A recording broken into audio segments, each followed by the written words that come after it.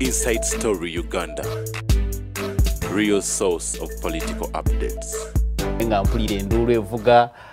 DF yatongozeddwa simanyi gufo kiguwaguddemu nawulidde nti mwagudde mu bintu eyo soko tuwulire Masaka kyabadde kiteera bannantebe bali batya. Bwana Munanko Bazambogo mbira nnyo kizibitiza emyaka gyange mu university nebirubiro twalina abaana abato ebiseera by'abaana kubagana nko Bazambogo bwenda abavubuka nga mmwe nga mukyakitaddemu amaanyi mutuzaamu essuubi njagala kutwala mukisa guno kulamusa ku bantu bange ab'Entebbe bantu b'Entebbe abo bankubidde n'amasimba tandisi baateze dda BBS terefayina okulaba butya batugenda okugatta ku ggwanga n'amagezi gaffe twebaza otutekerawo mukutu guno bulijjo tujja nitugabanira ne bannayuganda endowooza yaffe mwana twamo ne bagisiima abalala ne bagizaalawa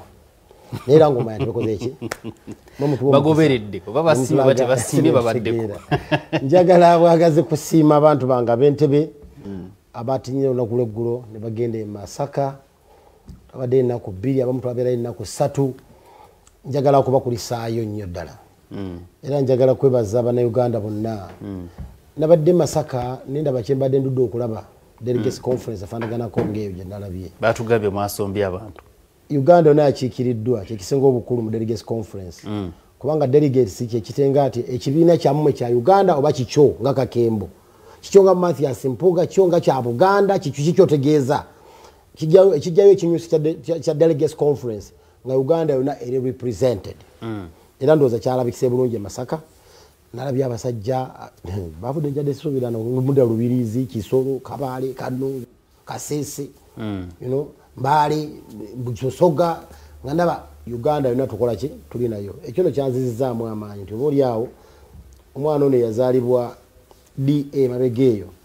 tumwaludde nga ddala akkiriziddwa nti ddala agenda tandika okutambula okubaako gyatutwala Democratic Front baza baddelegesi mwenna manyi omwana omupya tanooza na myezi 3 okuteekateeka ekintu ekinene bwe kityo nekitakusobaako bammirako era njagala okwetonda kulaba nange bonna twali nabo mu delegates conference tebitatambudde bulungi mutusonyiwe omwana ono muto nendabye ng'ennamba emuyitiriddeko omungi nange nenjite nengamba kati ogenda gikola otya ogenda gisuza otya ogenda giriisa otya ogenda gitambuza otya toli mu kusudiya no ate njala okwebaza ba media kubanga byenjogerako bannayuganda babirabye twabadde live ku TV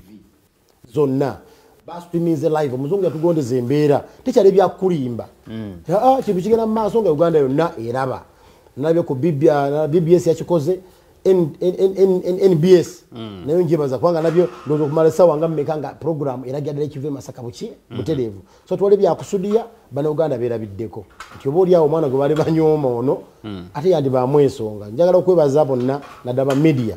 mwakoze omulimu gw'amaanyi mwasiibye muyimiridde enjala yabalumye ennyonta yabalumye naye nga temulina kyakukola mulina okuweereza eggwanga era eggwanga ne mulituusaako bannayuganda abali muno n'abali ebweru w'eggwanga nabalabye abamu nga batidde abamu nga balowooza tebala tebijja kusoboka ng'ate ndaba bikoze eki bisobose so njagala obbayozayoza mulina obbakulisaayo tatambudde bulungi mutusonyiwe eyo ye Democratic Front eyatandise olugendo siboka kati soogera ngaafu tusojja kati njogera ng'omukungu mu Democratic Front kifo ki nze ngenda okubudaabuda bannayuganda abali muno n'abali ebwerwayo ezo gita international relations bonna abavubu abali mu diaspora abasobeddwa abali mu kusoberwa ababirabanga bwe tubiraba era nze nkakasa tujja tutambula nabo kana akaseera nze njagala kugaba bugambi bannaffe betugenda okutambula nabo mu lugendo luno olw'ebyobufuzi nti ng'omaliriza DF nakyo kibiira kaakati ekiri fully registered ekyamaze n'okwalulwa olunaku lw'eggulo tutandika okuzimba olugendo ebyasinza okunsanyusa mukama wange president ng'ayogera yagambye nti ye alibudde okukolagana buli muntu yenna akoleganika naye era tazena mu lulunti oba kubanga nzize nga president ze nina okusimba kufa nfe no twagala tutuule mu kitavu tutuule tutudde mu lukiiko ku mmeeza ennene ffenna abegwanyiza tukkaanye bannayuganda ekyo kye baagala tukkaanye ate nga kyebadde etambulirako bulijjo yagambye nti ffe DF tuli bali formist twagala nnyo enkyukakyuka ne mu ssemateeka waliwo ebyagenze mu kabumbira bino biraba kakati wane lw'emiyaga abo bagema gye Mpuuga gyali alwana gave mu by'okulonda naye nageza okulaba ne ngamba bwabanga birinemu NRM mu internal politics abantu bakubana amasasi ne bafa olukira twayitanga batuuse kuffe so twesibe nno bbiri buli mwagumye munne naye nga sijagala okugamba bannaffe nti tumeko tunuliranga balabe kana kaseera we are all partners in this struggle tukwatagane tulabe butya butugenda okwetaguruzaako omusajja atulemeddeko emyaka 4 agatukola kata n'emirala 5 ate tusobola omukwatako nga tuli wamu nga kitole kale Mama Kampala Honorable Zahara Lwirika naliyo ku kitebe kya National Unity Platform ozze mu nteekateeka y'okusunsula wajjira mu maanyi nalaba wajja n'abantu bangi nnyo abeera enguudo sectors ez'enjawulo speaker wa KCCA kaakati oyagala kusala ddiiro oweereze bannakampala bagamba ki abantu baffe bali batya eyo sooka otunnyonnyola ensigo ogiraba otya enteekateeka yammwe etambula etya eyo kwenyopi neyanza nnyo omukisa guno era njagala okutwala obudde buno okulamusaako bannakampala era njagala obawa ekiramusa ekisinga obulungi nti assalamu alaikum warahmatullahi wabarakatu. Sebo moderator waffe neyanza omukisa guno okujja okutulako n'abasajja abakulu bano okuwongera okutegeera engeri gye balabamu ebintu nange bategeere Kampala ne Uganda bwe tulabamu ebintu ffenna so njagala bawuliriza nnyo nga nabo mbasabe bampulirize nnyo naye bannakampala mbalamusizzaako era mbagaliza program ennungi mutulabe bulungi era mutuwulirize era mututegeere nze Zahara Mala Luyirika nze speaker wa Kampala era nze Mama Kampala badde Mama Kampala ebbanga nno ddene okuva mu 2011 kubanga natandika okukiikirira abantu ba Kampala mu 2011 nenzijja nga ntambula mpola nenzijja nenkolera mu Kampala nemmaliriza nenkomawo nga speaker wa Kampala era ndi mukulembeze mu kitundu ekyo ekya Kampala era ndi mukyala wa National Unity Platform etanswaza kwogera gyenjogera emisana n'ekiro nga His Excellency Robert Kyagulanyi Ssentamu ye president waffe nina essanyu lingi okuba nti ngenda kuwuliriza ebirowoozo by'abalala kubanga bulijjo ku program ndowooza mbeerako bw'omu nabo bawulirize ebirowoozo byange Kampala omuntu ali eyo ayina ebintu bingi byagala okutegeera ebigenda mu maaso mu nkola y'ebibiina lwaki tulina enkola y'ebibiina mu ggwanga Uganda lwaki tulwanira demokrasiya mu ggwanga Uganda lwaki tulwanira eddembe ly'obuntu kubanga eddembe lyo teriri ku masasi gokka teriri ku bikonde byokka teriri ku UPDF kuba baki bantu wabula liriko n'oku omuntu okuba nti ayina eddembe lye okukola kyateekeddwa okukola ki okukola engeri okusinziira ku constitution y'eggwanga bwekikola ki bwekirambika eyo gyempitira nga tonaba kumaliriza onarebo eyo gyempitira bagamba Kampala ekibuga kya mpaka kirina abakulembeze bangi naye service delivery erimu okusuka omuguwa era waliwo eyambuuzizza wenna ataddeyo nti tugenda kuba ne Zahara Lwirika n'abalala n'agamba Lwirika anaamalako atya ne Kampala nga wampaka ate ye mukyala wa ddembe kakati abatuwuliriza n'abatulaba ebbanga lyemundabidde emyaka ena abantu kambatandikiza ko bategedde Lwirika yennyini omutuufu mu myaka gino ena okuva wenafuuka speaker wa Kampala we bategeredde Zahara ki oyo gwe baba bakola ki boogerako naye nga mukyo bo bategeeremu balabe nti mu myaka ena kiki ekitulemeredde okukola kiki ekitutakoze kubanga abakulembeze ababadde mu Kampala babadde n'obukulembeze obukulemberwa omukyala ng'omukyala yenza oyo akoze eki atudde wano so bo bajjukiremu mukama wange kiki ekitulemeddwa okukola nga ffe ababadde abakulembeze mu kibuga Kampala Kampala wampaka kituufu kyova olaba bwewaze ku NUP wansanzeeyo nga nkimyeyo empapula z'okwesimbawo ku MP owa Kampala mbadde ngenda kuba mulyaza amaanya nnyo singa nsigadde mabega eri mu background nendeka Kampala nga atambula nga bw'atambula ndowooza wabaddewo ebintu ebibulamu bibadde bingi so n'olw'ensonga eyo tuvuddeyo okujja okwogera ku nsonga ezo era nga bannayuganda tusaba mutuwulize era mutulabe mbaagala nnyo era mbalamusizzaako omulundi ogwokubiri kale Council Rajab PFF ogenda kutunyonyola ensonga za PFF twalabye ku nsonga za Dr. Kizza Besigye ogenda kutubulira ezituuse namwe mwajjeyo empapula enteekateeka ekyagenda ddala maaso nnyo oyagala bwa Kyaddondo East twagala okutunyonyolako ku lugendo olwo lw'oyolekedde ne mu mbeera efaananako bweti abantu baffe bali batya bannakyaddondo bali batya PFF eyo kiri kitya n'ensonga za eyandibadde nga principal bammwe abatulaba ku BBS Telefina tubalamusizza nekiramusa ekisinga obulungi nti assalamu alaikum wa rahmatullahi wa barakatuh. Muganda wange ne bannange bendi nabo ku pano tuli basanyufu fa abantu ba People's Front for Freedom wamu ne Uganda yonna CPPF yoka kubanga tukimanyi Dr. Kizza Besigye freedom fighter era nga fe mu PPF slogan ya fe gamba freedom for all for freedom. Twagala okulaba nga wabeerawo obwenkanya eri abantu bonna si muntu kinoomu nga Dr. Besigye wabula eri bana Uganda bonna ne baganda bafe abanuupu abakwatibwa nga tebalina misango abamaze mu nkomyo emyaka 4 ate era nga tukimanyi Dr. Besigye ajja kukyusa ebintu mu Uganda waneeno kwa tukimanyi waliwo constitutional judgment yaliwo yali ejjawo koti z'amagye yali eganiddwa okuteekebwa mu nkola okumala emyaka 4 naye tukimanyi era ng'omulwanyizi w'eddembe Dr. Kizza Besigye we yajja nga bamukutte okumujja e Nairobi era mu bumenyi bw'amateeka ne bamutwala mu kooti eyo Supreme Court n'esalawo nega kooti ezo teziteekeddwa beera muki kubeerawo oba kuwozesa bantu ba bulijjo wadde parliament yakolanga bwe yakola ne babizzaawo neera tujja kukirwanyisa kikole ki kiveeyo kuba omuntu wa bulijjo talina kuwozesa mu kooti talina kuwozesebwa mu kooti z'amagye alina kuwozesebwa mu kooti zaffe eza bulijjo tewali nsonga lwaki tuteekawo criminal system endala ate nga waliwo olwedde ekola ki eriwo era tukiraba nga wiiki eno twabadde basanyufu era ne Dr. Besigye wamulabye ne Haji Obedi Tutale nga basanyufu mukko kubanga omuwabi wa gavumenti yali asaba baze essimu ze oba bafunemu obujulizi naye kooti yabagambye teyina buyinza kuba baga tetulina jurisdiction kibategeeza kooti eba teyina buyinza kuwuliriza misango gyabwe ne baga mu musango yagukomiting oba yagusindika mu high court obwabadde buwanguzi bwaffe bulala ate era nga n'obuwanguzi obulala bukyajja kuba tukimanyi Dr. Besigye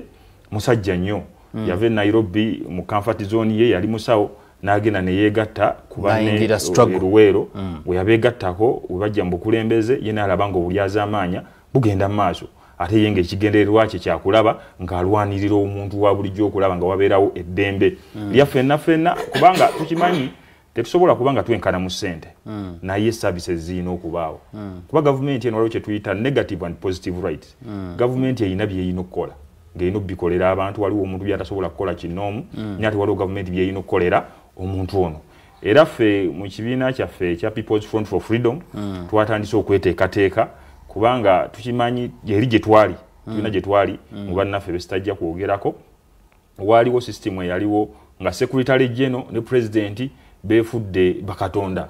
nga tebagambwako nga bebasalawo naye ffe newaffe ekyo twakijjeewo era kyetugamba ffenna obuyinza budde wansi buli siga libe nga lisobola okucheckinga era executive ebere nga esobola okucheckingibwa Council of Eminent Leaders kwa kachika akawa waggulu era obuyinza twabuziza wansi mu bantu era nga wetugamba ne constitution yaffe wetugamba power belongs to the people obuyinza buli muki buli mu bantu twajjeewo ekyokubanga omuntu omu yalina obuki yalina obuyinza era abenga tasobola kusalawo yekka wabula omuntu ono abeere nga asobola okukeberwamu n'abantu abalala tukimanyi ekibiina kyaffe si kipya wadde mulinnya kipya abakirimu tukimanyi Haji Elias Lukwago tukimanyi Dr. Kizza Besigye kubanga ku Mande twaggulawo kaadi zaffe okugaba kaadi era Dr. Kizza Besigye ye namba 001 Haji Obedi Tutale nabeera namba 002 kibakitegeeza kaadi zaffe za ssente kuba tukimanyi kireese obuzibu wano ezamwe ezo za ssente tukigula 15,000 buli kaadi naye abantu baguze kaadi ku Mande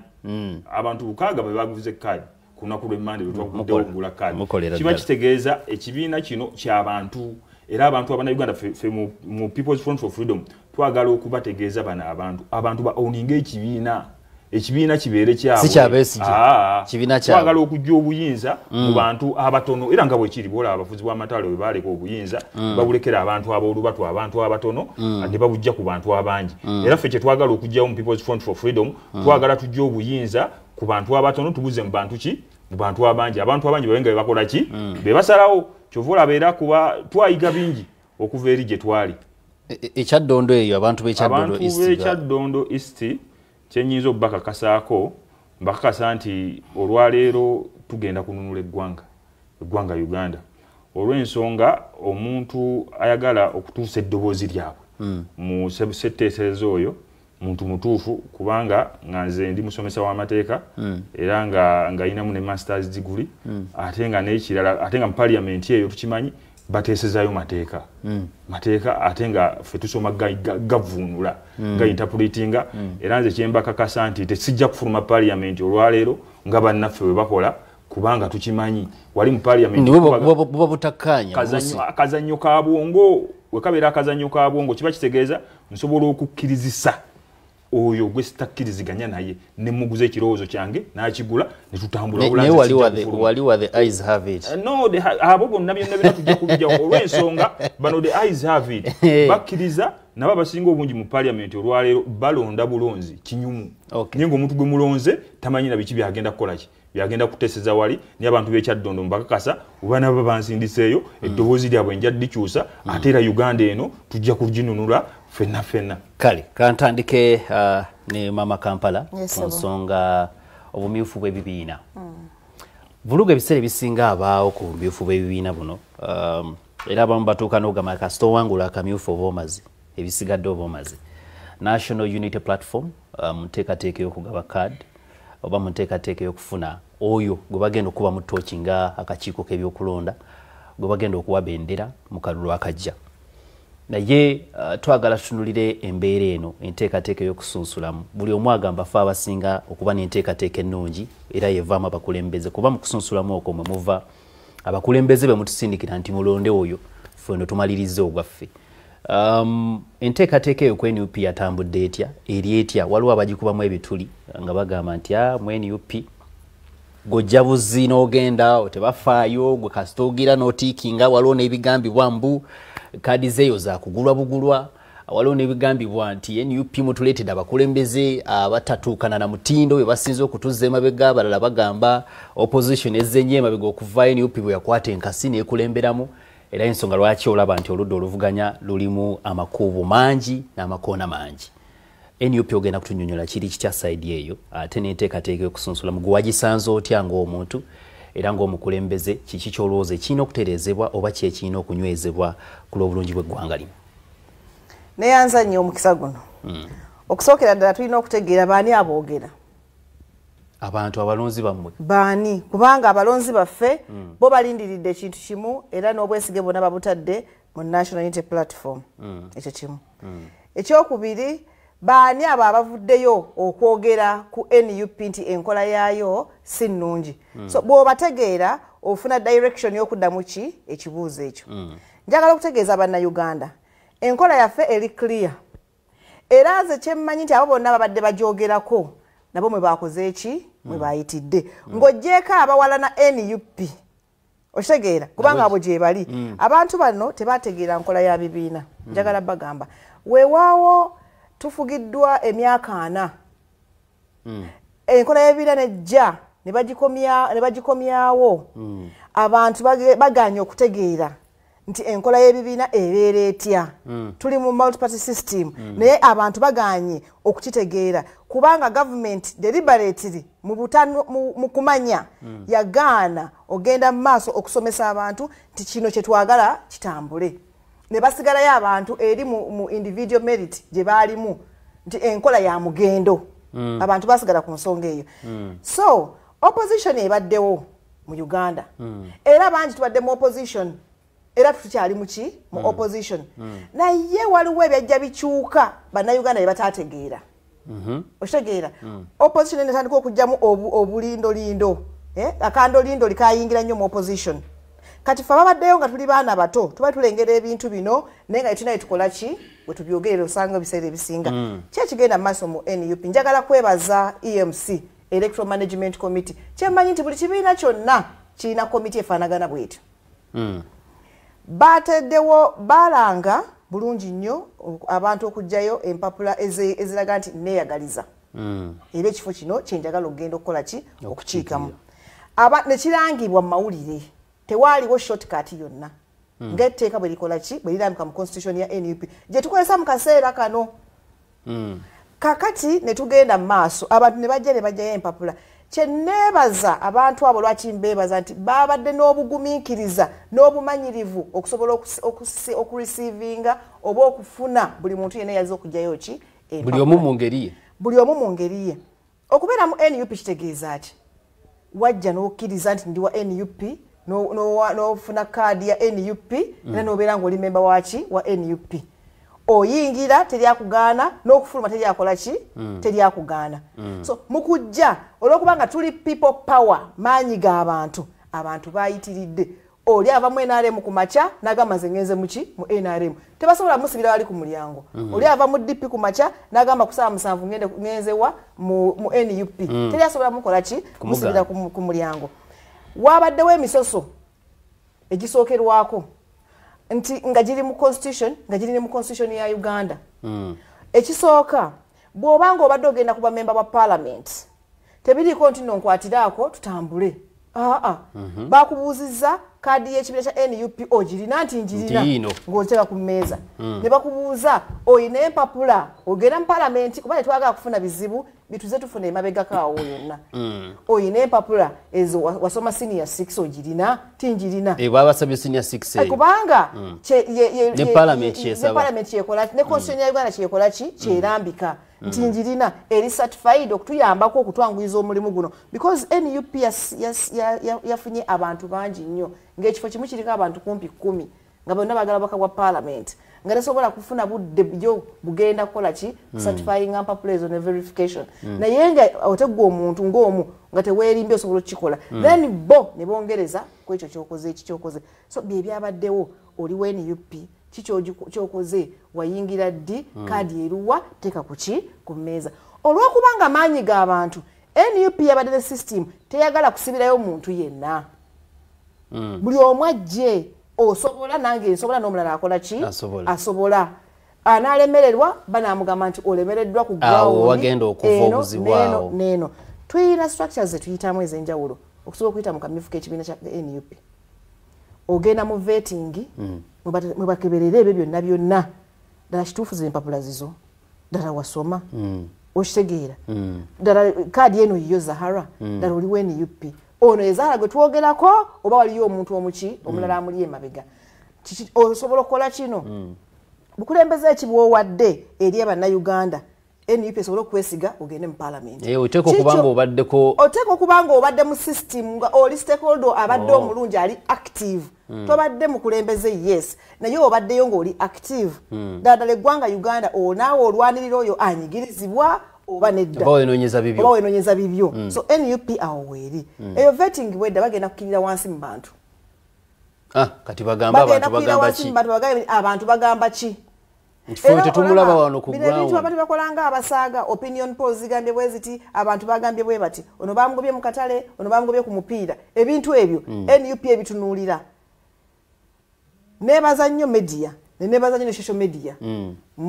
aba media abakulu nabali aba social media nti eggwanga balijjeyo gye lyali lyekwese ne bayiteeka mu limelight kati oba wagenze n'ofuka ku kkubo jjo bagenda kulaba nti kafaananyi okasanga ku TikTok kubeera umanye mupi akalali ku TikTok nyonyola ensi so tebikyaliko ennaku zino bagamba AI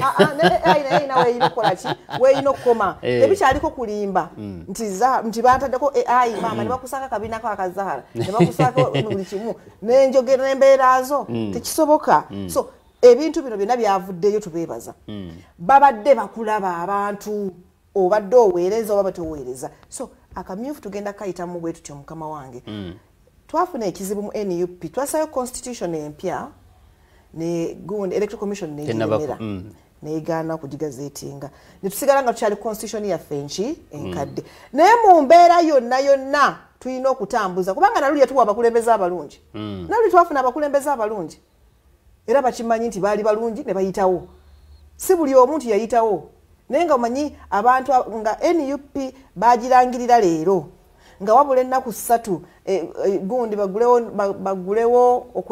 okwewandiisa tomanyi kyetwaliko naye era olaba bagezaako bakola buli kimu kyonna abaaliwo ku kiseera ekyo okulaba nga mweyo constitution bafulumizaamu abaki naye mwakkanyiza ng'ekibiina nti singa tebakuwa muntu kaadi oba tebawa muntu kaadi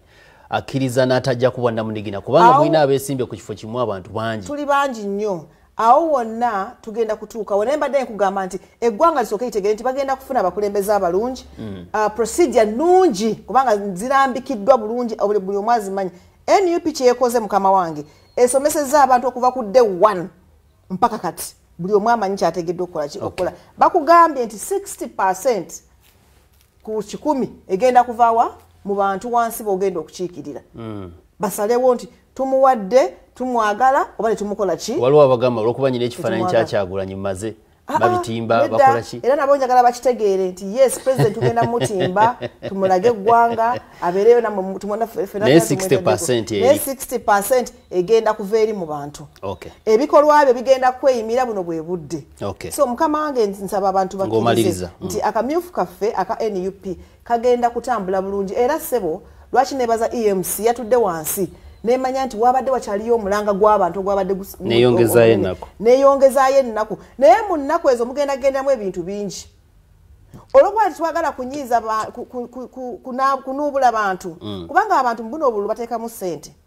eyo wansi ku ground agenda mu chati agenda mu muzikiti agenda mu katale agenda nagula reflector akuba apron ochegeera bakuba ebifaananyi so ne reconciliation and harmonization etugirowoozaako nga NUP era mukama waffe president Kyagulanyi abeera agamba nti mwenna muli baana mwenna mbaagala mwenna muli bange mwenna muli ba NUP mwenna muli ba foot soldier mwenna muli bakulembeze naye mutuule wansi kadi bayoomu kadi y'omu mwenna nabayita mujje mwesimbewo naye era njagala bagamba nti mwenna mbalabye mukola ki musobola because abadde alina okuzzaamu abaana essuubi abadde alina okuzzaamu abantu essuubi buli omu ajja akimanye nti ekifo gundi kyaliko n'omulala asobola okukikola ki kiyimirirako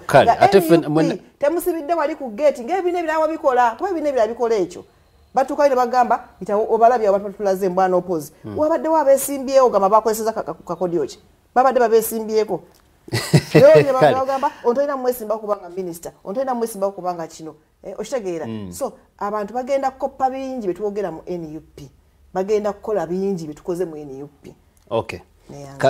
Honorable Kakembo ensonga z'obumyufu ozitegeera bulungi nnyo ng'oludde mu struggle kibiina kyammwe kyakatongoza okiyita baby DF yakamala okutongoza bamwaludde olunaku lw'eggulo mu nteekateeka yammwe otunulira ku bumyufu bw'ebibiina kaseera kano muyina kye mugenda okukopa mu bibiina oba muyina mmwe ekipya kye mugenda okuleeta ku nteekateeka nalaba kaadi yammwe eringa visa card mwagambye waliwo eya silver waliwo eya gold byonna ogenda kubitunyonyola waliwo bagamba ekibiina nga kijidde bebi ngazze n'amalala naye ogenda kutandikira ku nsonga y'akamyufu mwe mugenda kikola mutya kuba obudde buweddeyo manyi bino bintu si bipya ate ffe aboogera naawe tetuli bapya ebyobufuzi tubiruddemu tutambuddeko tubadde mu Democratic Party ffe gye twava tujja mu NUP kakati tuli mu Democratic Front byonna byabufuzi ebirungi ebiri mu gye tuvudde tujja nabyo ebitali birungi betutereezaamu butereeza naye nga twaba nnyo kipya kubanga era boode balinolenzi nakuleggulu batandise okupiikinga forms abantu bangi bajjayo form okwapplyinga okulaga nti nange bannange expression of interest tinange gwe mulaba wano nziza okubalaga nti njagala era nsobola okuba kino abantu batandise okusaba bangi era naffe wootuuka nga waliwo basukka mu omu oddayo n'obikkule tekaligamba kiti batugenda bayisa mu kalulu kati katulina kubuuza baani abo balina obalonda ffe mu dipi twali tulina mu structure yaffe era nga tulina abo balonda lwekyo obukiiko bw'okubyala eyo ewaffe bwe bujjanga okutuula busonsulemu abantu baabwo ekyo tukyegomba ffe era twagenze nakyo twakijja mu jjajjaffe Democratic Party nti akakiiko k'okukyalo ebyali ebikola constituency eyo bebijjanga okutuula bikuba ettooki mu bammemba baabyo entalo tezibulamu mu byobufuzi wano ku kibiina bati okuleeta entalo kuba abawo bakama baabo totya ntalo mu byabufuzi kubanga entalo ziri part of politics ekireetamu obuzibu is how you manage them baguno omuzannyo gwa byabufuzi gwa interest byobufuzi buli omu aba yeeyagaliza kati abamu abatya nnyo nataka okukosa obukujjukujju n'okwetamu ebitawooma naye gwe abali ku top ogezaako okumanaginga otya embeera eyo ne mugiyitamu bulungi so nze nsuubira nti okwoda kujja kubaawo eri abasukka mu omu bwe buli kulevu yambaka wa palamenti nga tugamba nti otyo olukiiko lwa constituency eyo n'amagombola agalimu gakuŋŋaane gagambe muli basatu ba muli babiri ba muli omu banga bebera ku ground bebamanya abantu tuzudde nti gundi yakola ki ate taddemu ekyenjawulo olw'ensonga nti kaabuntu takola ki yetabulamu abantu banyiiga taddemu olukiiko olugenda okubanga luliconsilinga reconciliation gatya muyombaganye ne muganda wange luyirika temukkanyiza ekyo kyabuntu yakuwangudde naye tulaba yakukira gosobola okugira ng'odda mu kino ekifo oba ogira okumulindako n'omaliriza naye ajjibwa bw'anaavaawo onajja ogezaako okuleta hammone muleme kulwanagana eyo gye tulaga naye nga tuli basajja ndowooza abakugu ekimala abaludde ebyobufuzi era ndowooza Mathias Mpuuga pulezidenti wange ow'ekitiibwa omuteeketeeke abo bagala omuyita kituufu muteeketeeke yonna abirabye kubadde mu university abadde mukulembeze abadde Mengo nga mukulembeze abadde mu DP badde yamanyi gye n'obusobozi bwe abadde mu NUP nga vice president wa Uganda era kyakola mwakiraba abaddeko LOP byabadde akola mubiraba nsuubira nti yalwana wodda okuwera bamu obusobozi obwo era nze ndowooza njagala manyi Katonda atekawo obudde buli budde bana ebiro byabo buli muntu embeera buli emu ebano nebiro ebiro tubasanga mukama byamutegekera banga nze nali namujeregajerega dda era nga tuyomba muga naye musajja gwe ne bakatumba oye nga bere bamu obusobozi gwe n'ogiragira nga atya naye oba oli awo Katonda ono njagala nze n'okwebaza bonna bajjajjaffe baagera olugero kyakugoba yakuwa amagezi kirungi nnyo oba oli awo oluusi okugobwa ofune ekkubo era nkosa omukisa guno okwebaza abo bonna abadde batalabamu Mathias Mpuuga nti musobozi nenga gyayitidde babadde anti kyenkugamba nti waliwo abadde bamuvumye ebivumo bingi ebivumo ebyo mbyagadde nnyo bimugumiza kubanga ali mutiitizo naguma kubanga bamuyisaamu eggaali eno negamba bamuyiseemu nnyo naye tusigaleko kamyufu bamuyiseemu nnyo ate kimugumiza tusigale ku nsonga ya kamyufu ko kagenda kujja nze nkaagala ebibiina byonna buli kibiina kirina kamyufu kaabyo kye njagala okukondem kati nga byonna byo mu NRM tukana okukuba omuntu amasasi eyalipootinze ebintu ebyo nakera ku makya nabagana naye azuuliddwa ng'asuuliddwa awantu afudde bituwa okutya nti bamuli mu nnyumba musobola okwekola ebyo ate lwaki ate mubireeta nene waffe okitaba Mathias Mpuuga yaleeta reforms ezagobwa abatabitegeererawo tulina obuzibu mu ggwanga ebintu ebimu abantu babitegeera nkeera naye reforms okujja amagye mu byokulonda bannange eggwanga no kyeryetaaga bwebanga n'akamyufu k'ekibiina internal democracy ezaffe ez'ekibiina oyingizaamu amagye amakambo bwe gatyo aga UPDF na police tufuna okutya nti akajjeno kanaaba katya nze badde nsaba busabi tebekweswaza bino byabufuzi politics is not an end in itself sisuubira nti waliwo munnabyabufuzi abali ku level zaffe ez'obubaka bwa parliament oba bameeya oba baani abayinza okukola ebiri worth somebody's life era singa omubuuza ku makya nti yesi bakulwanidde abamu ne bayo n'omusayi ne bafa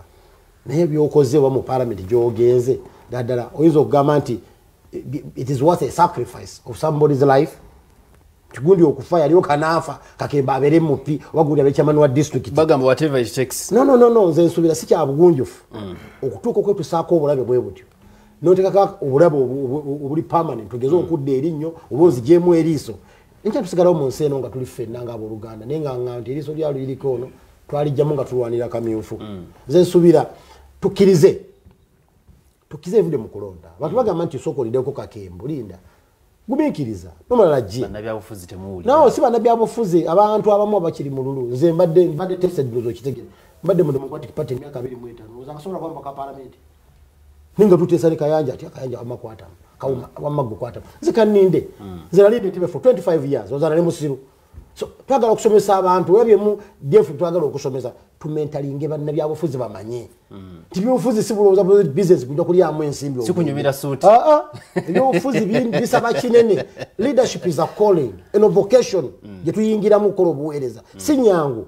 ejja ne price okwefiiriza okuwayo okuweereza abantu si kyangu nga tebaweereza bakuvuma ogumiikiriza otya otambule nabo wakati mbutakutegeererawo manga ffe tutegeera kyekimu ora ategeererawo nga bana abayivu ora bategeera enkeera abamu ategeera amaze n'okukuba amategeera amaze n'okuvuma ffe bangi batuvumye ati bajja mu boxes zaffe nga batuga banange ensonyiwa munange nakuvumira nga sitegera kyoloozana naye kati ntegedde nga nkimanyi kebantu benkulembera mulimu abategeera enkeera empapula z'entebe wazinonye ezaffe muki mu DF MDF zena soka n'okuzijja ate nze nzeewa nze negabirako so nange nkoyo okungabirako akati nze nzeewa ngamba kati ngenze mkora yawo democracy no awo no nkora ukowozi banantebe abakiririza mu Democratic Front temutya mugende mujjeyo empapula ezobaka bwa parliament owekibuga ky'Entebbe negwazigaba ffe tuzigaba ne democracy akugamba genda n'omwana osobola okukkiriza nti onansinga Katonda wange tugambye va kukyogera wano nti mbadde Entebbe myaka 2 mwegi ng'ogumiikiriza ngasobola kufuga anti wali obadde sigwagaba empapula nedda byonna kabye bimu ne tube n'Entebbe ffe ne bakawuma Muhammad tugamba bannantebe tugenda kufuga ebisanja bibiri abavubuka betugulumika bafuna omukisa amuna kati bisoboka abalimba bisoboka kawuma Muhammad yakikola yaweereza ebisanja bimeka bibiri nawe osigaza kimu Kayanja najja tugana tukuwa bibiri omulala je nze kasana gana mu NUP atwali mu NUP nga tukola caution yaffe zana singo kwagira president ku nsonga y'ebisanja bimeka ebibiri sikira makuru okubera nolemera mu kifo myaka na myaka no nimbagama mpagira NUP tekewe ebisanja bimeka fuga kimu kya kubiri vauno omulala je nzabe Entebbe nabagamba nga nina mu kalulu 216 nti nzija kufuga ebisanja bimeka bibiri kali sanja kino nkimaze kyane embagamba nti wadde ekisanja ekisooka kifugiddemu NUP kati mu DF jengeze kisanja kibina kipya bannantebe munda bibisanja bimeka sinti tutandise kati chapter okay so omwana wajana laga interest ne tutwa ne tuteesa nemwangu menkize ekisanja kino kimuzimba lyo kulekere sidda kibinyo omuntu okutokumira ku ndagaano yo gebe mpandika basimpandike ne kulwana nabo ekyogerako bamukuusa so naza tuwe ekitiibwa endagaano zetukola yaffe mwe gyatu cyane mu 7 bwekera ku mache endagaano akola eno bikasera nagikyusa linagikyusa tugamba no endagaano yokwandana na Uganda ye constitution gye batakako emikono ngezo kunaazaawo amaziga n'okujjanjaba ebiwundu ebyakola bajjajjaffe abakusooka mu Ntebbe ate katutandiseko kennyini okuzzaawo ebiwundu ebyo wenjogera kati semateeka ya Uganda bali bateeka bano bagenda twagana kugiddawo etagana overall ejjudde ebituli tabu limiti abazijja mudda ejjimiti ndozo wala ebituli ebigirimu nze saka tambule bwe tutyo nze subira the NUP tuze I mean the Democratic Front tuze manyi badde NUP wongo kuchali munyi sagara nyo kwogera ku musajja jennobye ebintu bizaze sibyogere byomugite bitotolwa lulimbadde mukambo nyondo zwadonda timbadde nwana kutereza ngabuza kira asoboka ofumbo bulemerera n'entambula ate sidda bawange ne bagamba nti omusajja tamala akwa ngenda bugiza agamba nti amala ko nti gwe mufumbirwe ko guli tubulira nze nkoze eki kakati ffe twanobye tugenda mu bufumbo obupya butwagala okulaba nti tutereeza tufulemu obufumbo obulungi kulaba na Uganda era DF ebaniriza bonna bagala okuvuganya kwefe ebyenjawulo ekyabadde Masaka wakirabye bebadde live nga platform ejjudde ate nga batabulisa region yemu bagala okwesimbawo egindi nga bakoze eki kitegeeza naffe tugenda mu kamyufu tukadojinga okadojiga only when nga mulimu candidate ogwo ne bwenda akusinza kyendaba waliwo ojja otuuka nga bakandidate basatu bana ku kifo nga tewali kyakukola tewali kuwannanya mujja genda mu kamyufu Honorable Sozi eyo ku PFF enteekateeka yammwe etambula eti ekibiina kyammwe waliwo abakitami nga baga this is the revolutionary party nga bagamba ekibiina kino ekya PF kyekibiina kyekituufu ekirina abasajja abatandika opposition abaddala n'abaliko ebiseera bino simanyi eyo kiri kitya mu nsonga za kamyufu katambudde katya ensonga z'okunona empapula tetunagenda mu kamyufu naye ensonga z'okunona empapula n'okuzizaayo mugenda kutunuulira ki naddala ensonga y'okumatiza omunnabyabufuzi okukkiriza okuwummula oba okukkiriza okuteera Sozi akwate enkasi nga tetulina kyogenda kumuwa kuba okuwawukanako ne saidi ya gavumenti abagavumenti bagamba nti eno kwa NRM kyawukana bwe batakuwa kifo bakuwa obwa RDC bwe batakuwa obwa MP bakuwa obwa minisita bwe batakuwa kino bakuwa kiri mmwe temulina kyemuwa abantu ntandika n'okubakowoola bajje beegatte ku kibiina kyaffe ekya People's Front for Freedom kubanga tuzze okuwa abantu obukulembeze nga leadership kyekizibu kya Uganda ero lwaleero tulaba n'abali mu buyinza institution bazifudde bo olwo omukulembeze w'eggwanga ku by'ettaka bayita mukulembeze ku by'emisolo bayita mukulembeze ate nga waliwo institutions ezivunaanyizibwa ku ekyo olwaleero mu People's Front for Freedom tuzze okuwa abannayuganda obukulembeze era kwensinziira okwo nensaba buli munnayuganda yenna ayagala Uganda ennungi eyeeyagaza ajja atwegatteko kubanga twakatandika naye nga tetuli bapya kubanga olwedde tulina gye twavudde ate nga neyo gye twavudde twakyusizza bukyusa membership kubanze ndi mu ekyaddondo ndi omu ku ba members abadde mu settings za kiri ekibiina kye tuvuddemu ne twakyusizza bukyusa ne tuva eri ne tudde kiba kitegeeza kye tubulamu twetaaga just kuformalizinga era ng'ennaku z'omwezi nga 8 omwezi ogujja tugenda Council of Eminent Persons ne ba founder members bagenda kujja tulabe butya we tugenda otambuza ekibiina nga bwe nkugambye kuba ekibiina kyaffe kikyali kipya kyakawandiisibwa ukiba kyakawandiisibwa omanyi wabeerawo process nyingi mu kusooka abantu baleeta emikono gyabwe okuva mu district 10 baleeta emikono gyabwe okuva mu district 10 ne signatures zaabwe ne muzitwala ku electoral commission omaliriza ekyo electoral commission ne verifyinga nekubira buli muntu ate we basanga essimu y'omuntu nga gyeyataddeko nga si yeyo kyategeeza oyo muntu bamujja kati ne muteekako omuki omulala eprocess gye twayiseemu eyo kyategeeza twayise mu process enzibu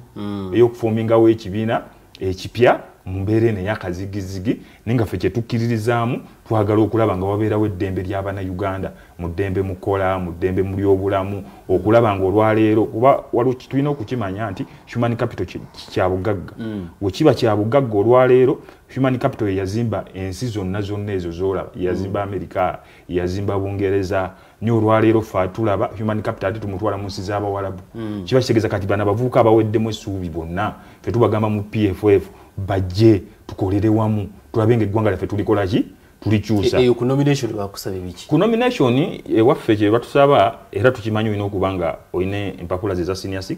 ez'obuyigiriza era olina okuba nga olina ne kaadi y'ekibiina tosasulayo kasente kaadi y'ekibiina ffe kyekiri kye nagambye ekibiina kino twagala okulaga abantu mbu kyaffe kuwa president omuntu ajja kusasula $2 million kuba kuba parliament omuntu ajja kusasula $5,000,000 zino sente ze zigenda okuddukanya ekibiina tetwagala abantu babeere mu kibiina nga tebalina bwannannyini twagala omuntu abeere mu kibiina ng'omuntu ono alina obwaki